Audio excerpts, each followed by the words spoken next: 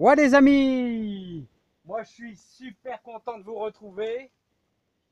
Ça fait quelques jours là qu'il pleut quand même pas mal là, hein. Et ici là, bon, dans la serre, le travail continue tout doucement là. Bon, les tomates, il y en a plus pour longtemps, hein, ça pousse quasiment plus. On va manger les dernières petites tomates là. Oh, il y en a encore pour 15 jours. Il y a encore un petit peu de tomates cerises, quelques tomates en formation, là, mais ça devient de plus en plus dur. On a des températures très proches de zéro. On a déjà eu 2 gelées. Et bon, bah, là, je fais comme d'habitude. Alors, l'année passée, on avait fait un super terreau de feuilles. Alors, vous pouvez retrouver, hein, vous tapez terreau de feuilles F1RCX, et avec beaucoup de feuilles, énormément de feuilles, hein. Et cette année, je vois il y a quand même une petite faiblesse au niveau de mes tomates. Alors c'est pour ça là, je vais mettre plusieurs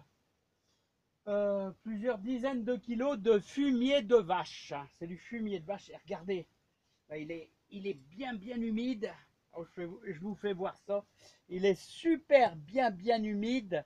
Et là, vous voyez, bon, je le mets quasiment sur le bord.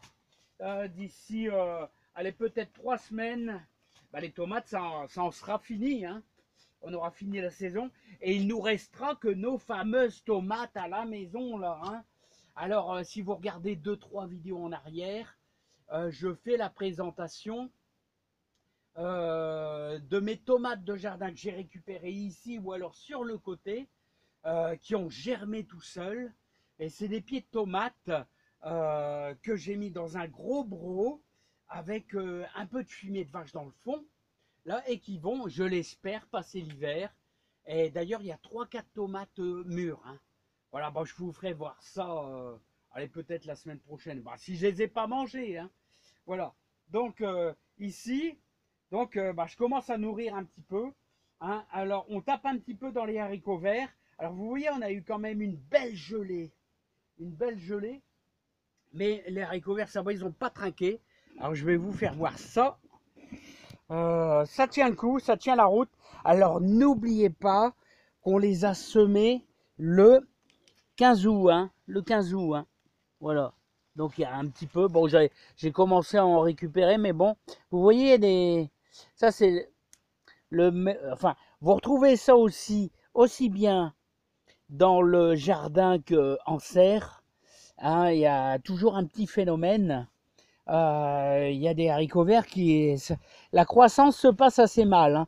Donc c'est pour ça qu'il faut quand même assez limiter les arrosages, hein. Alors vous voyez, je fais des petits apports. Bon, là c'est la fin. Alors n'ayez pas peur, parce que vous voyez, j'étale mon fumier. D'abord, j'en ai un peu là, j'en ai un peu ici. Là, j'ai encore un pied de courgette ici, là, qui nous fait une très grosse courgette. On prend les plus petites, là, c'est les meilleures, hein, mais bon, là, ça devient la fin. Il y a un petit peu d'oïdium, mais bon, ça n'altère pas trop le légume, hein.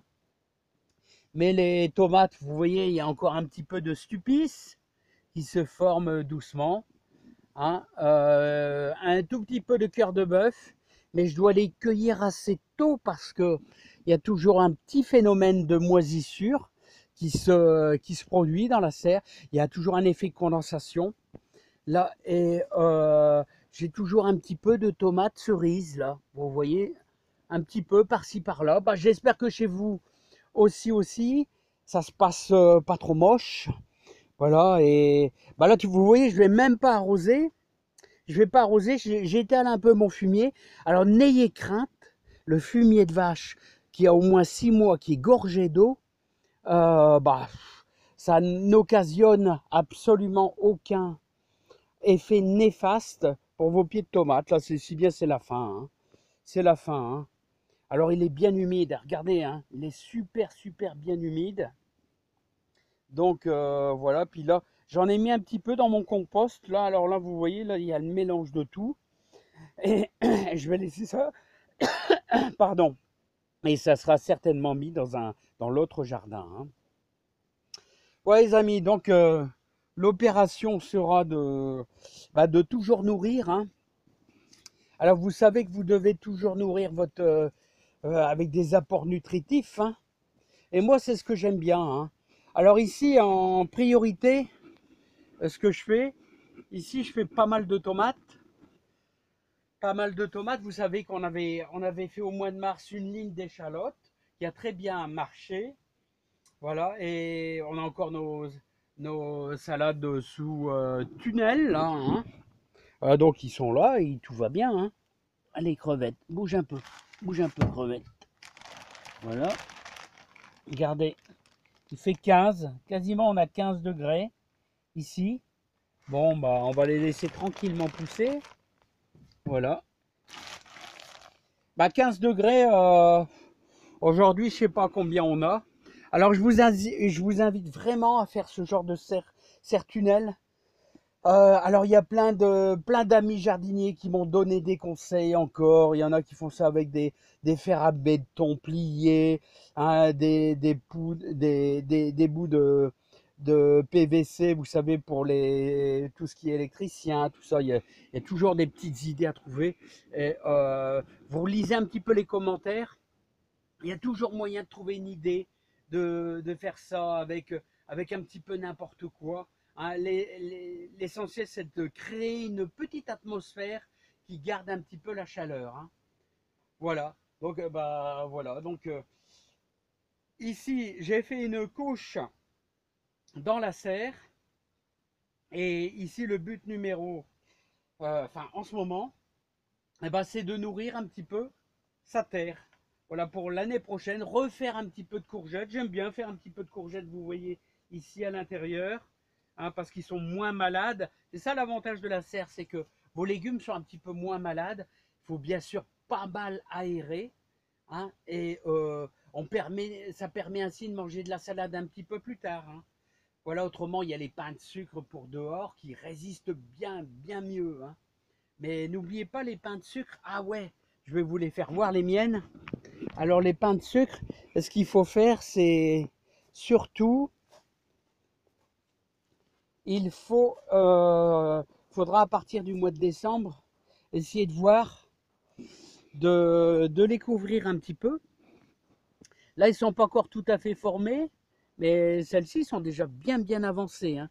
Alors vous voyez, ça vous fait, les pains de sucre, ça vous fait un genre de cornet. Regardez ces beaux cornets, et ça va s'épaissir un petit peu. Et ce qu'il faut faire, c'est qu'il va falloir mettre une protection. Alors, les chicorées pains de sucre résistent super bien. Je vous dis franchement, ça résiste super bien quand vous avez des gelées allez, aux alentours de -2. -2, c'est super, super résistant, hein. Voilà, c'est, je dirais même que ça résiste mieux que la chicorée maraîchère, là, hein, la scarole maraîchère, là. Le cornet de pain de sucre, je l'adore pour ça. Sa résistance au froid, hein. -2, -3, ça ne lui fait pas peur. Ce qui se passe un peu, c'est que les premières feuilles sont un petit peu attaquées, hein. Voilà, autrement dit, tous les jours, on part au boulot avec 3 pommes. Vous voyez, c'est mes golden, là, je les adore, je les cueille sur place, hein. Et autrement, l'étang remonte toujours un petit peu, à la fois ça remonte, hein. Là, c'est bambou. Voilà, et ça reprend un petit peu, hein, au niveau de l'étang, hein. Voilà, ça remonte tout doucement. Vous voyez la différence par rapport à l'hiver dernier. Si vous remontez, vraiment c'est incroyable, hein. On a vraiment beaucoup, beaucoup baissé, hein. Allez les amis, moi je vous dis à bientôt. Portez-vous bien, plein de plaisir, plein de joie. J'espère que ça va bien chez vous. On continue à s'entraider et puis plein de courage à tous. Allez, bye bye, à bientôt les amis, avec plaisir.